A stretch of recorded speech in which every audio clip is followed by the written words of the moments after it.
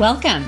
I am marketing expert and business coach Melissa Kellogg Lewick, and this is the Doing Business Like a Woman podcast, where we are exploring and teaching you how women are reinventing the way business is done and money is made to help you create greater impact and financial freedom, one business at a time. Well, hey there, ladies. I hope you're having a fabulous day, and I have a very special guest with me here today. And so thank you for joining us. I want to introduce you to Nancy Geary, and she is a corporate trainer or former corporate trainer, now an author. She's going to tell us about all the things. But Nancy had a lifetime in the corporate training world, and she's now a custom training consultant. And she knows how businesses operate and isn't afraid to shake things up. Her unique perspective, combined with her 25 plus years of experience, has empowered her with fresh insight and the industry's best kept secrets that she's ready to share with us. So I'm so excited to welcome Nancy to the program. And she's on a lifelong campaign against boring training. I love that. She uses the power of storytelling and lighthearted humor, which I have some questions about how to be funny. Okay. Whenever somebody asks you to be funny, then automatically you can't. Right, exactly. So I definitely want to hear all about that. She is masterful at intertwining comedic humor with life lessons, and her stories make learning stick. So I can't wait to talk to her all about training, teaching, which so many of us are involved in, and then also course creation, and just kind of where that whole world is going. I think a lot of us fantasize about having a successful course, and so I can't wait to hear all about that. Nancy's worked with some of the biggest names in corporate America, including Johnson Controls, Harley Davidson, and Northwestern Mutual. So I'm so glad to have you here, Nancy. Thank you for being here. Is there anything that I missed in the intro that you want to add? Oh, I think that covers it. I've been at this probably since Al Gore invented the internet. I've been in the online world, so it's been a while. I love that. That's awesome. I've seen it all. Yeah, and tell us a little bit. You have a book that just came out. Yes, I do. So my book is called, find the copy here. It's called Bundle Your Brilliance, Turn Your Expertise into Profitable Online Courses. And I wrote this book specifically for authors, speakers, coaches, entrepreneurs to sort of distill what I've learned in now, 25, 30 years of doing this into a really practical, this is how we do it kind of, end-to-end idea to implementation. So it's a step-by-step process. I love that. That's so cool.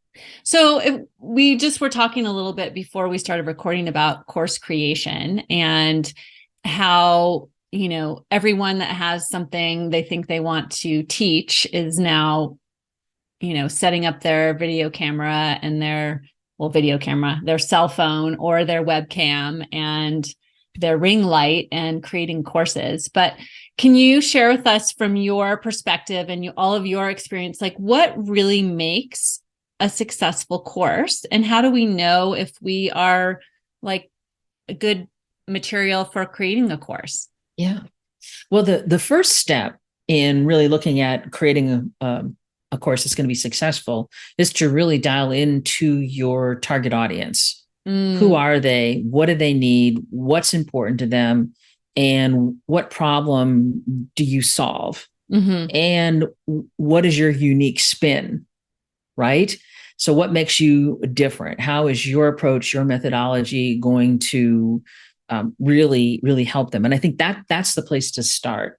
And one of the cues that people can work from is, do your clients ask you the same types of questions over and over and over again?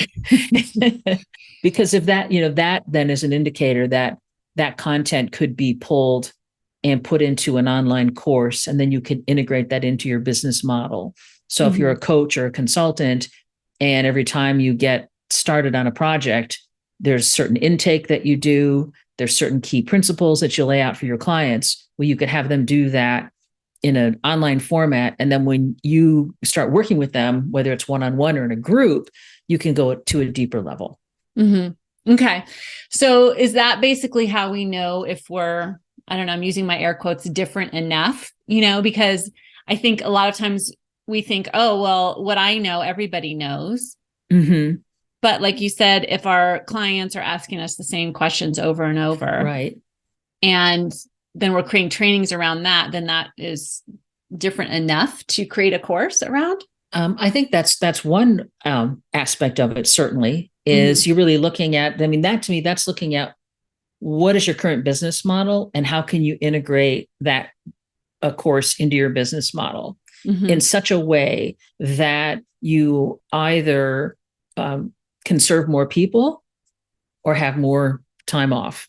And, because I think that when you're working in the entrepreneurial space, it all comes down to best use of time. And I think, there's one of the things that we all really love, why we're in business for ourselves, is because we want to have more freedom and more flexibility. Well, I believe that integrating courses into your work is a way to help you move toward that. And that's where I was looking at that sort of what's repetitive. If you pull that out, let's say you spend maybe 10 hours a week doing the same kind of work, the same type of conversations. Well, if you can pull that out, that's 10 hours that you could do something else with, however you choose. I think, that there's this idea of, I want to generate all of this passive income. But I think the larger play is to look at how does it fit into your services? How does it help you to serve your clients better? And how does it give, and how can you become more efficient? That's, to me, that's an easier, and that's an easier play, frankly, for most people. Do you want to bring in, sometimes you could bring in 2 or 3 high-end clients and make more doing that than putting your online course out into the world, depending on how it's priced. So it's really, I think we want to just be more thoughtful about how does all of this fit together. Yeah. I think there was, when the pandemic hit, certainly people panicked, like, oh my God, what am I going to do? How am I going to survive? So there was a lot of content, I think, was just dumped on the market. Yeah. And people weren't as discerning because, well, what the hell else am I going to do? Because I can't leave the house. So I might as well take an online course. But those courses are really recordings in disguise. Yeah. Yeah. Yeah. So talk more about that. Like, how do you, what's the difference between a recording in disguise and a real training, like a valuable training or a valuable course? Like, what makes a valuable course? Well, I think what makes a valuable course is if there's a clear outcome. If I know by the end of this course, I'm going to be able to fill in the blank. And that's really where kind of people need to be focused on. What is somebody going to be able to do when they're done that they couldn't do before? Kind of what's going to be the difference between where they are now, where you're going to take them, and how you're going to close that gap? And people need to be engaged. So I think that one of the key differences is that you provide some level of interaction into your program. When you think about it, we've been watching video in some form or fashion on screens our whole lives. Yeah. There's very few people left that are like, back in the radio days. Most of them. Yeah. When it was listen only mode.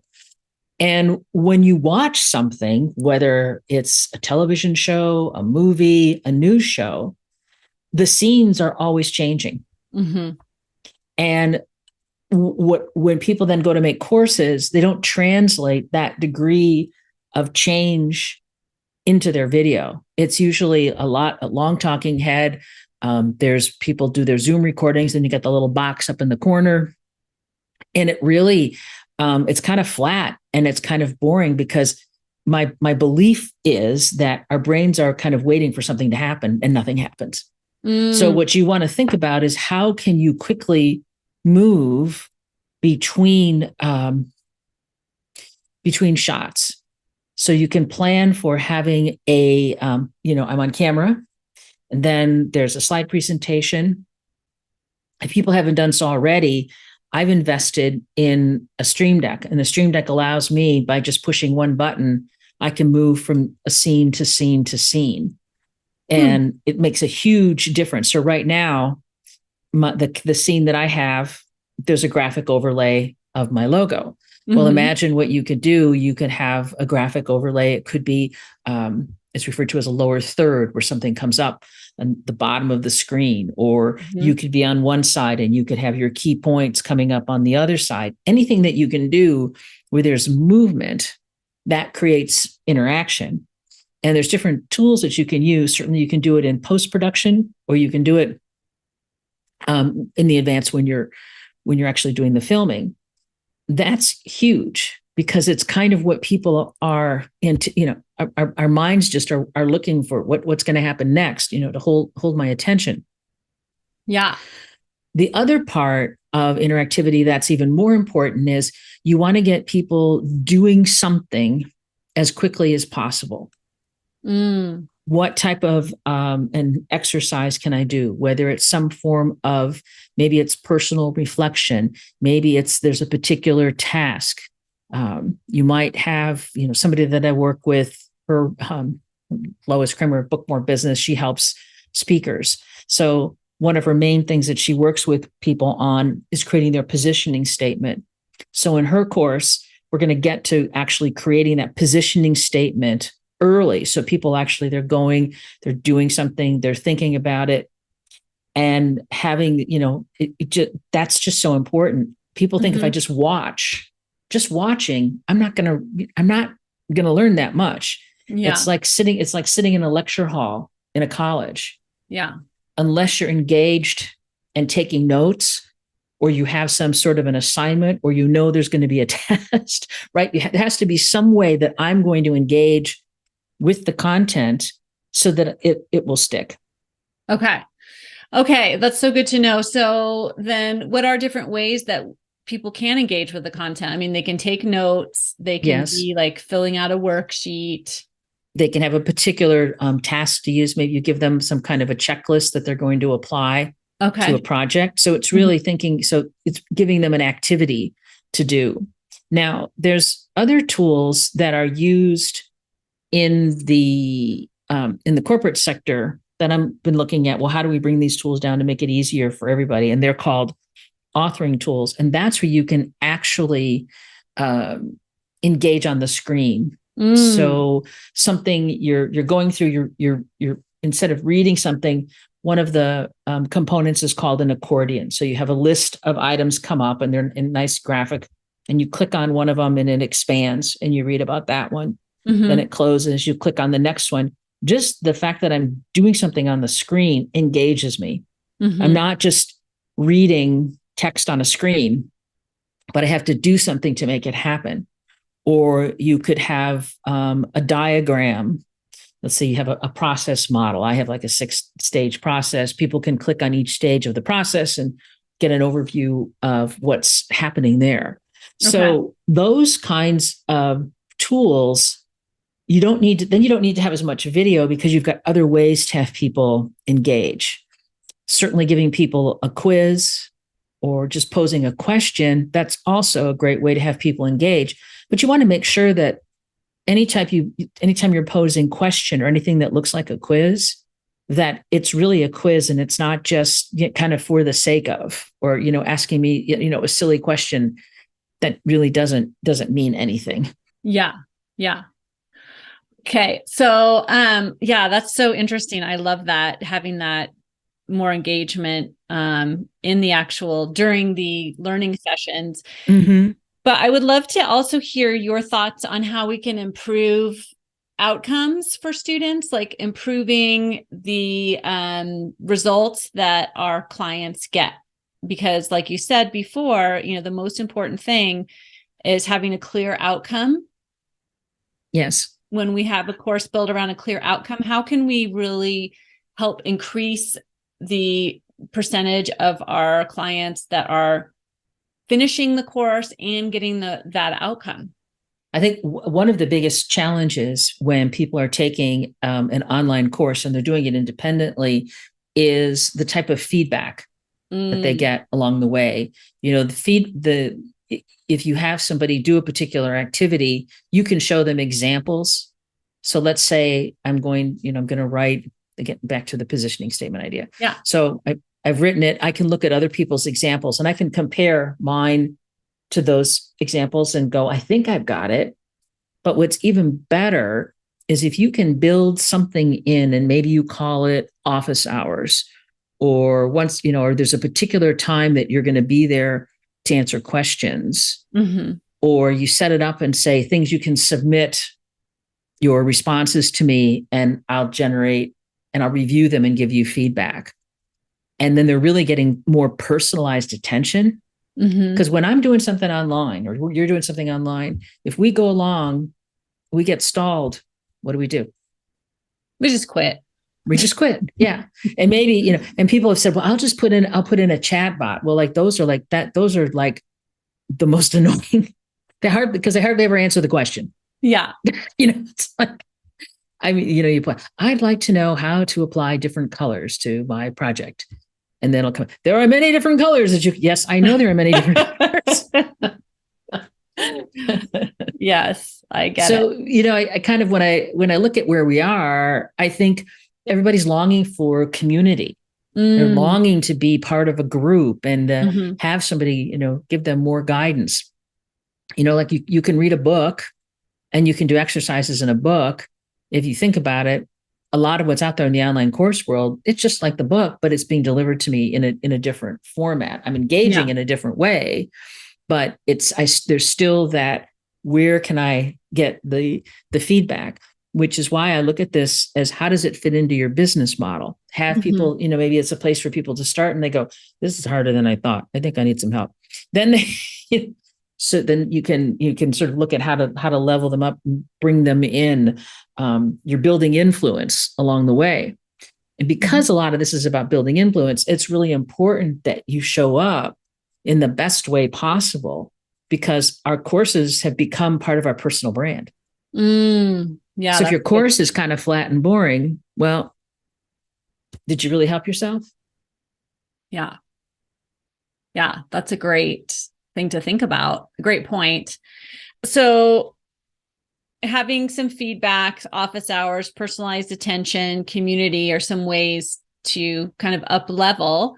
What are some things that you're seeing out in the course creation world that are just really disrupting the way things have been, maybe really up leveling where course creation is going? I would love to hear what you're seeing out in the industry that is really exciting for you. I think what's really exciting and that I'm starting to put in play for the clients that I'm working with is let's take and use they're called authoring tools to build our content in. So we're starting out with an interactive platform that gives me more options than a video, a quiz, and a worksheet. And I think, to me, that can be a real game changer for people, and it can help on a couple of levels. One, for their client base, their courses can be more interesting and engaging. Secondarily, if they're selling into the corporate market, what they create then will be more on par with the types of courses that the corporations are building. And they can also, you can set them up where you can, white label them so they can sit on a company's learning management system. So I think it really opens the door to expand your work.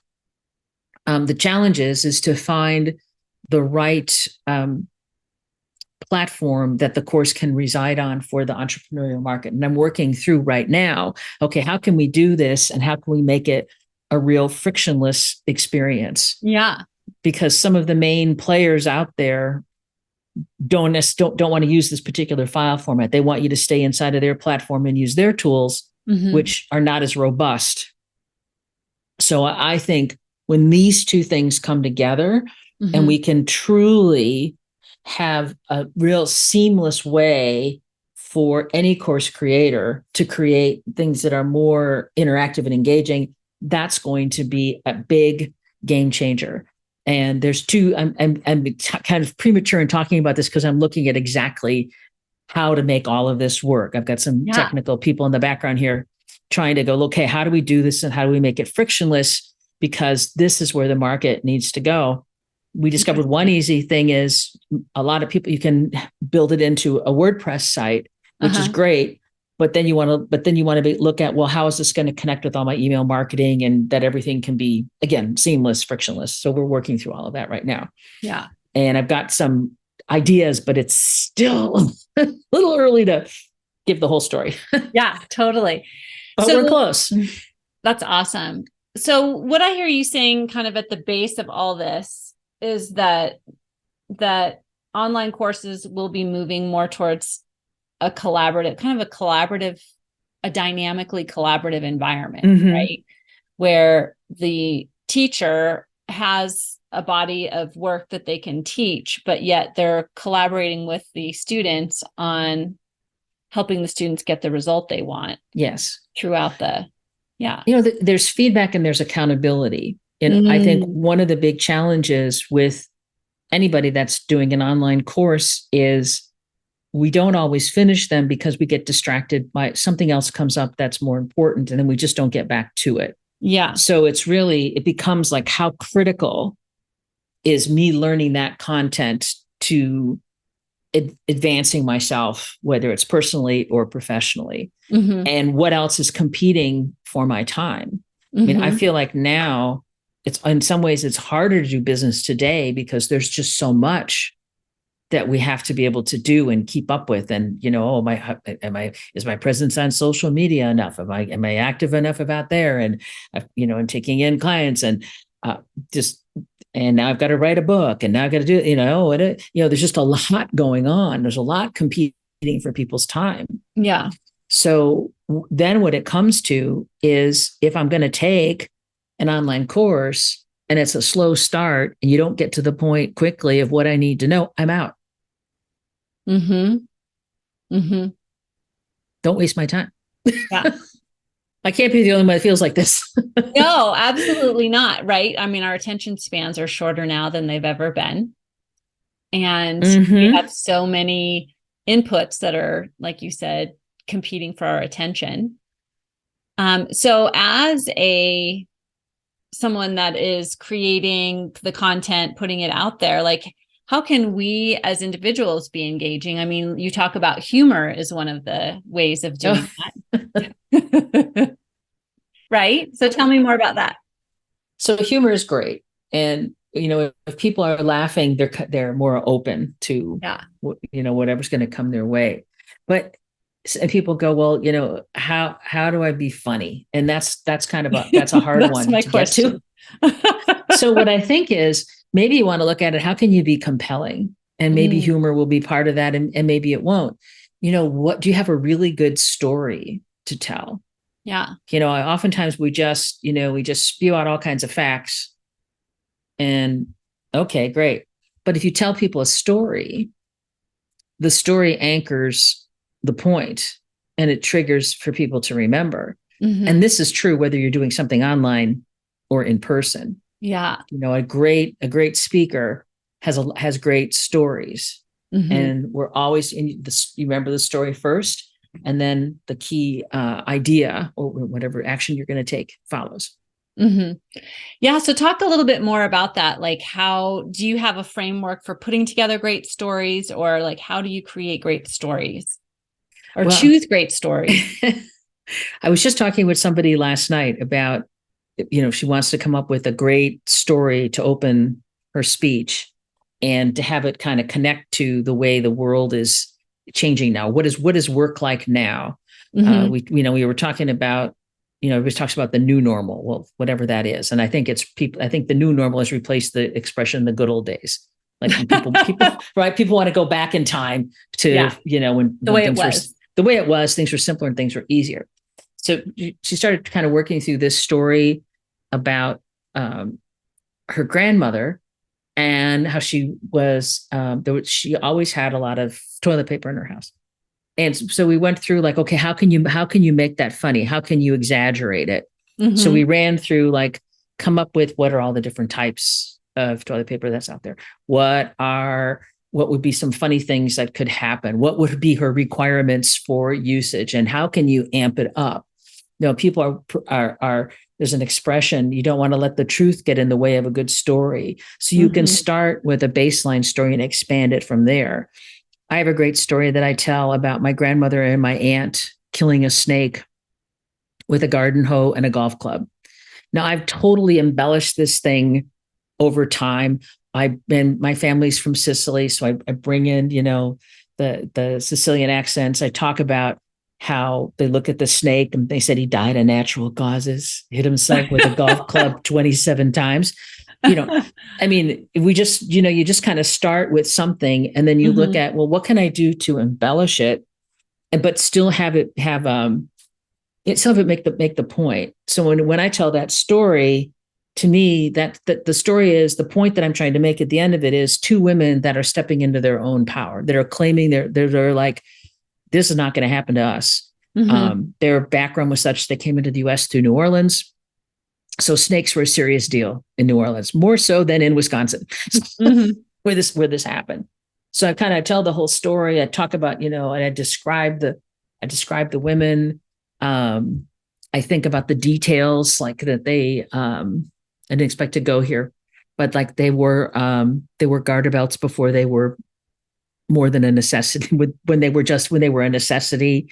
I talk about them, sitting, their stockings are rolled down their legs to their ankles, and it's a hot day, they're sweating. You can see the perspiration across their Italian mustache. I just kind of go in, but I capture all these little details to make the story more interesting, and to make it, and to add in some funny lines. So if you think about it, you don't want to necessarily think from just like you're going to tell a lot of jokes, because people can be uncomfortable with that. But you think about it, what can I do in a story, and where can I embellish in the story and make it add some silliness or some fun to it?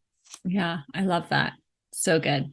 And that holds somebody's attention. And even if you can have great visuals along with your story, that can hold their attention too. Or you keep it as tight and concise as you want. I think there's a good reason why when people are in Toastmasters, most of the speeches are 5 to 7 minutes. Well, now we even want to take it down even tighter than that. So if you have a good tight story, and then you follow it with, like in that, this may seem like two crazy fat Italian women just snapped one summer afternoon, but really what was going on for them in their culture, their heritage, that brought them to that place. And they were really wanting to protect their family. Yeah. So that's sort of how it all, can come together. And it's fun for the audience too, because they may be able to picture their own grandmother. Yeah. Or they may be afraid of snakes too, or whatever. Yeah. So, there's just ways of, then the other side of it is, there's other types of stories, that they need to have sort of an arc to it. I tell the story of when I was sitting in an Al-Anon meeting, and the revelation came to me that things in my family situation were not going to improve. And so I decided to, claim my independence. Turned out to be the 4th of July, kind of a random thing that happened together. But that's a very, it's a poignant story. And when I talk about that story, I take people on a journey and they go down with me, but then I have to do something, to bring them up. And I'll say, well, I was married to an alcoholic gun collector. What could possibly go wrong? And then, that kind of, it lightens the mood when they need it. Nice. That's so fun. And so, speaking of stories, why don't you tell us a little bit about your story of becoming an entrepreneur and going from, working as a corporate trainer in that amazing environment and breaking out on your own? So if we go back to really early in my career, somebody asked me to create a course and deliver it. And I had no idea what to do. But I said, sure, I'll do that. And I put it. I had no idea. I put it together. I delivered it. I think it went okay. I did have a lot of people that wanted to do were calling me for help and support afterwards. So I questioned how successful it was because of the number of calls that I got. Yeah. And then I just kind of were like, okay, now I'm a trainer. I just sort of deemed myself to be one.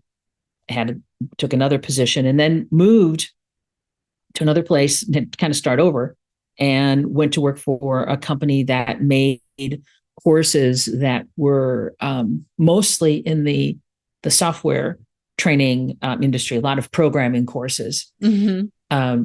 And what happened there is I was part of a team, and I had a quality assurance manager and a direct manager. So I'm learning about how to create courses. Mm-hmm. And I had both of these people evaluate everything that I did and tell me, here's what you need to do to make it better. They also brought in graduate studies that we could do in our lunch hour.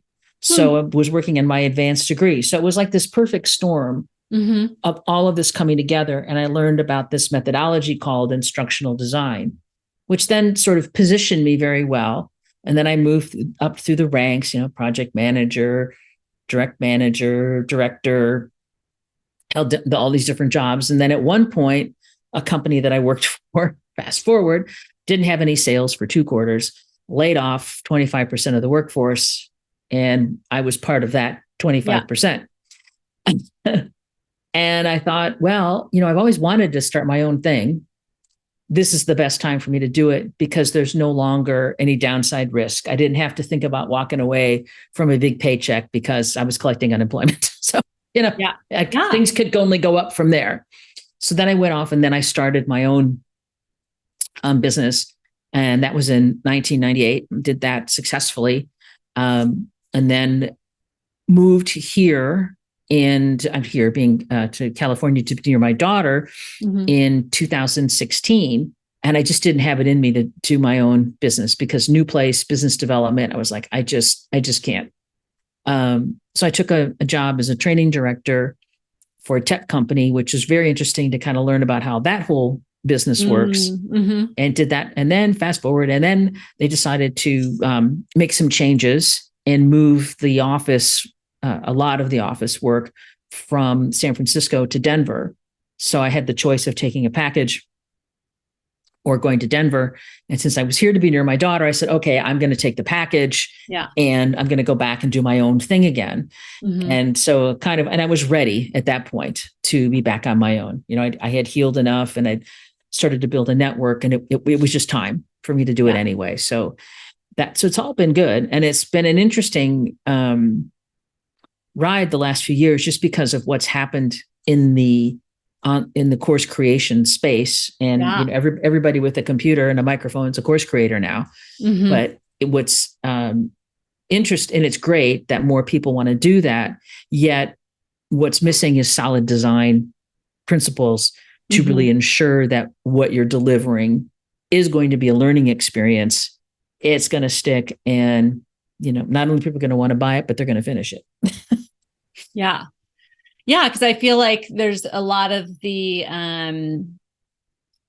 people just recording what they think is a course, and then customers buying it and not getting the results. And like you said before, that just doesn't help anybody. And, I feel like over the past couple of years, this myth of like creating a course so that you have passive income, that's been perpetuated a lot by a lot of businesses in order to make money or whatever. But what are your thoughts about it's possible. Mm-hmm. Here's the challenge. It's like any sales type of a situation. It's a numbers game. Mm-hmm. How many people do you need to have on your list to reach out to so that you can get to the number that you want? If you have a list of 1,000 people, they're not all going to buy.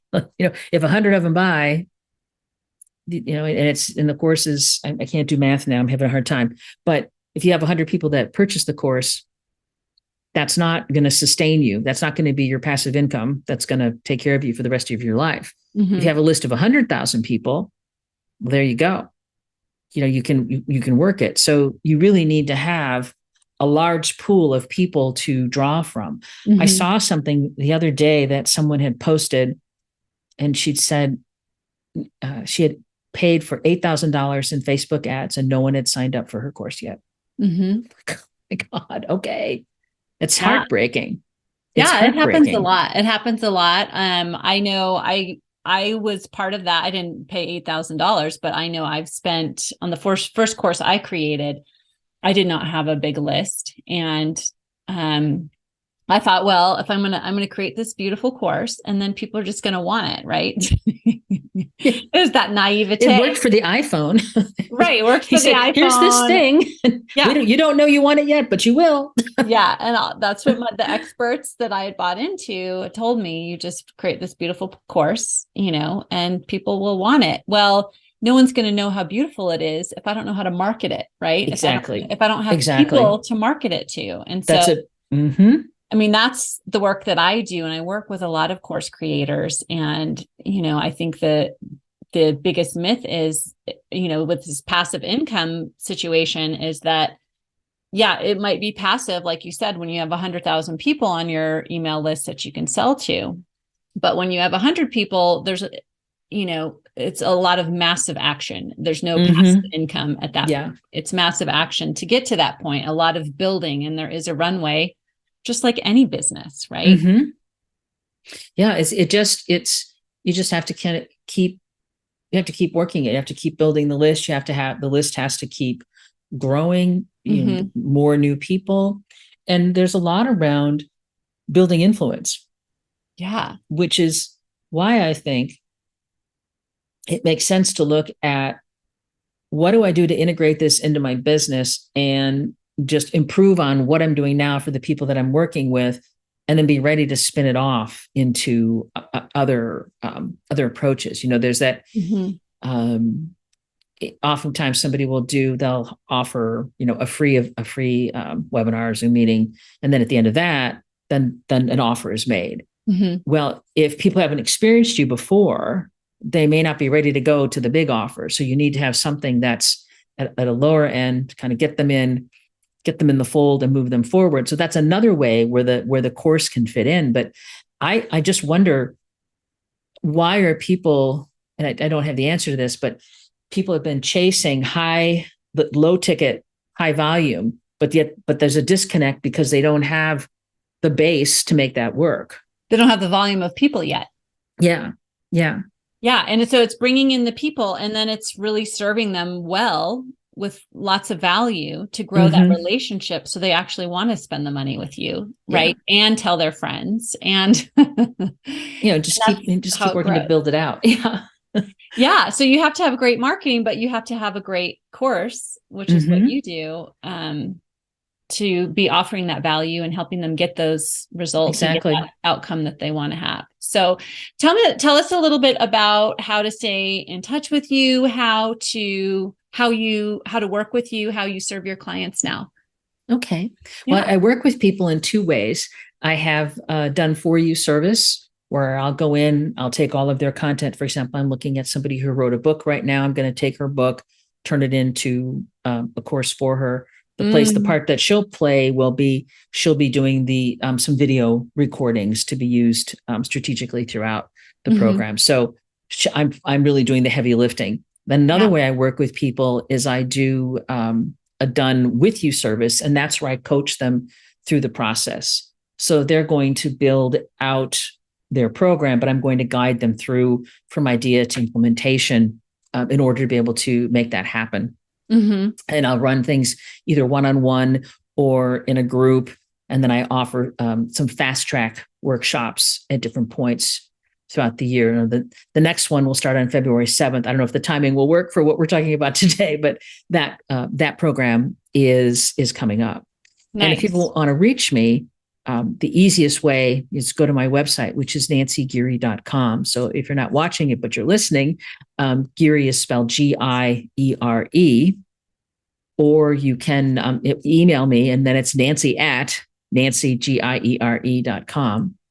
And then, of course, this book was just released at the end of January. Yeah. And you can find this on Amazon. All you have to do is search for well, I'll get this right on here, search for Bundle Your Brilliance. And if you search all departments, it will be between the toothpaste combo pack and the Q-tip combo pack. With 5 stars. With 5 stars. Yes. Yes. I have 8 5-star ratings now. So I'm very pleased about that. That's so exciting. I bet you learned a lot from that process, right? That was quite a process. And it was interesting for me to write about my own process, my own way of doing things, because I had to have people kind of looking at what I was doing and comment on it and say, I think this part's a little long. I think this part could be trimmed. You left me with an open question here. And so it was interesting to kind of be on the other side to be the client. Experience. Yeah. To be the client. Yeah. I was the client and get it done. And right now we're working on creating an online course version of that. And the main way, that I plan to use it, just as I was saying, is when I'm going to start doing with the different workshops that I run, that will be, people will go through, they'll be working on what's in the course, and then we'll have either an individual or a group coaching session where I'll give them feedback on what they did, what they need to change to improve it so they can move forward. So that's my strategic plan in terms of how I want to make this work. And when my list gets to 100,000, well, then it'll be. I'll find you on a beach somewhere. Exactly. And I just, hear the cash register ring and I can order another drink. I love it. Well, thank you so much, Nancy. This has been a great conversation and so interesting. Oh, thank you. And yeah, everyone go out and grab her book and get started working on your brilliant course when you're ready. So thank you so much for your time. Oh, thank you. If you like this podcast, then you have got to sign up for my free on-demand video training, Grow Your Sales Doing What You Love, where I teach you in depth my simple process that you can implement right away to harness your mindset and your skills to grow your sales to whatever level you want. So go grab that now. The link is in the show notes, and I'll see you next time.